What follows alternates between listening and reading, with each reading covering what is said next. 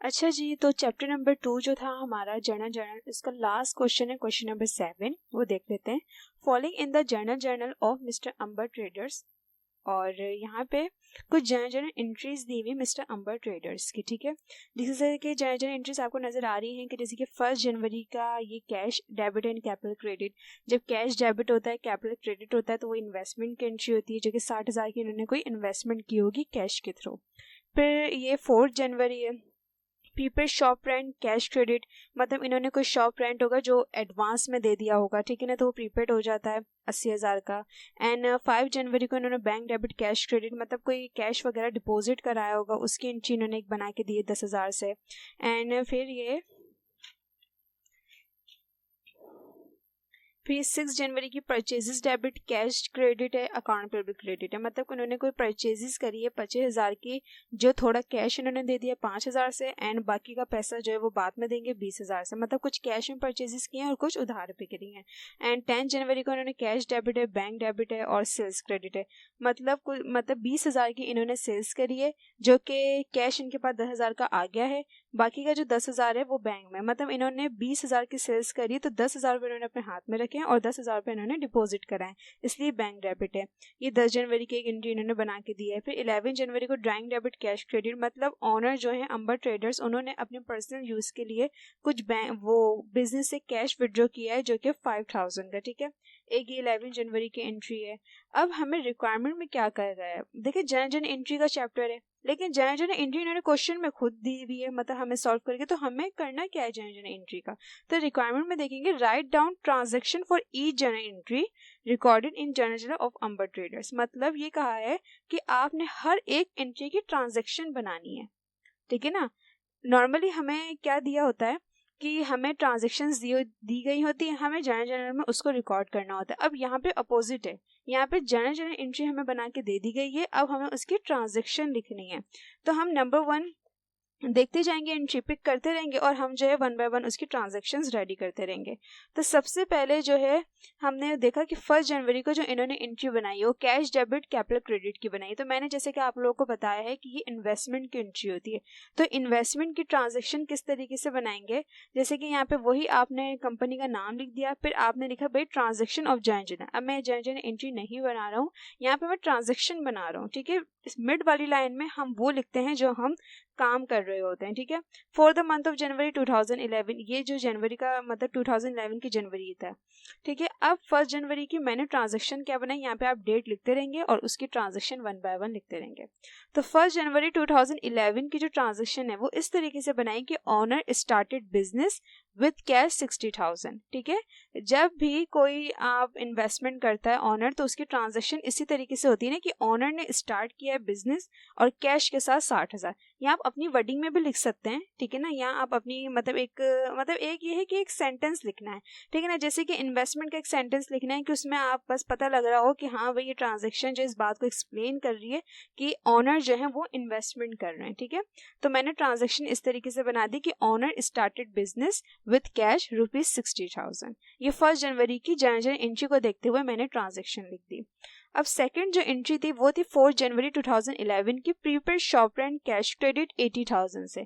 मतलब कोई rent expense होगा जो कि एडवांस में पे कर दिया, मतलब एक्सपेंस का जो है किराया देने का जो वक्त नहीं है, लेकिन उससे पहले ही किराया अदा कर दिया, तो फिर वो प्रीपेड कहलाता है। तो प्रीपेड की ट्रांजेक्शन कुछ इस तरीके से बनाएंगे, 4 जनवरी 2011 पे शॉप रेंट इन एडवांस ₹80,000, ठीक है, कि मैंने शॉप रेंट जो वो एडवांस में पे कर दिया 80,000 का, ठीक है।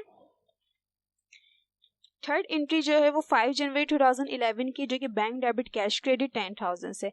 बैंक डेबिट कैश क्रेडिट जब भी होता है जब आप कैश जो बैंक में डिपॉजिट करा रहे होते हैं। तो 5 जनवरी 2011 की जो ट्रांजैक्शन है वो इस तरीके की है कि डिपॉजिट कैश इनटू बैंक ₹10,000, ठीक है।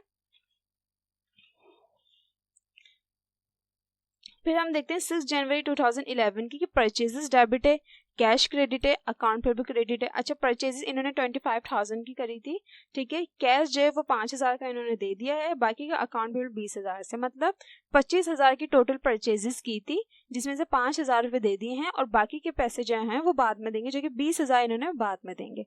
तो इसकी ट्रांजेक्शन इस तरीके से बनेगी जैसे 6 जनवरी 2011 की मैंने ट्रांजेक्शन बनाई। Purchase merchandise for 225,000 and pay 5,000 cash and balance will be paid later। ठीक है, कि 25,000 की परचेज करिए मर्चेंडाइज। देखिए परचेज मर्चेंडाइज मैंने क्यों लिखा, क्योंकि जब भी परचेजेस लिखा जाता है तो या तो मर्चेंडाइज होती है वो या तो गुड्स हैं। मर्चेंडाइज गुड्स इसको एक ही नाम कंसिडर कर सकते हैं आप लोग, ठीक है, कि गुड्स मर्चेंडाइज मतलब वही होता है कि ऑफिस की छोटी मोटी चीजें, ठीक है। तो उन्होंने टोटल मर्चेंडाइज जो परचेज की थी वो 25,000 की थी, जिसमें से कैश जो पे हो गया वो 5,000 का, और बाकी का जो बैलेंस है वो बाद में पे करेंगे, ठीक है। जैसे कि अकाउंट पेबल में 20,000 लिख दिया कि ये बाद में पे होगा, ठीक है। अब 10 जनवरी 2011 की जो एंट्री है वो इस तरीके की है कि cash debit, bank debit, sales credit. 10,000 से कैश डेबिट है, 10,000 से बैंक डेबिट है, एंड सेल्स जो क्रेडिट 20,000 से। इसका मतलब ये है कि भाई सेल्स उन्होंने की है जिसमें से कैश 10,000 का अपने हाथ में रखा है और 10,000 का जो है वो बैंक में डिपॉजिट करा दिया है।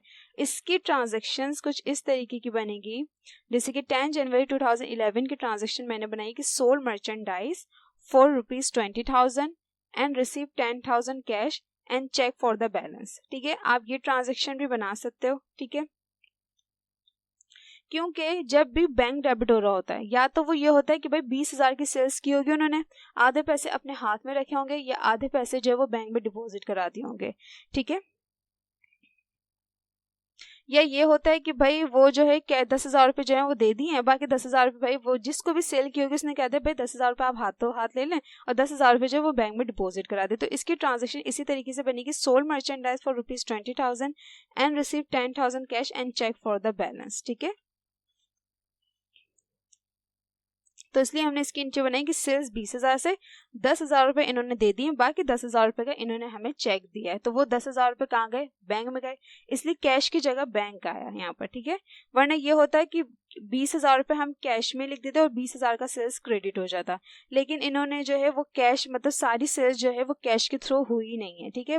थोड़े पैसे दे दिए, थोड़े पैसे वो कहें भाई चेक ले लो, ठीक है। तो 10 जनवरी की ये एंट्री उसकी ट्रांजेक्शन हमने बना दी।